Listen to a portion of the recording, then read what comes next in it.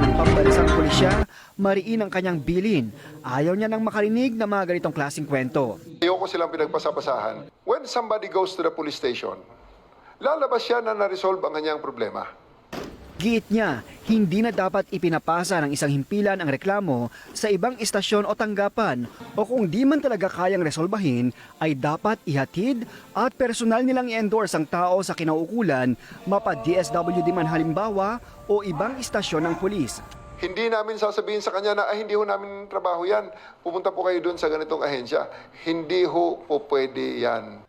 Maaring isumbong sa Police Hotline 911 ang reklamo sa pulis at nagbanta si Torre na pananagutin ang pulis na magpapasa ng kliyente at hindi mabibigyan ng resolusyon ang lumalapit. Wag na wag niyong gawin, mga kasama sa PNP. Wag na wag niyong gawin. Pag may gumawa sa inyong pulis yan, i-retrain natin, asuntuhin pa natin kung nakakita namin kapabayaang malaki.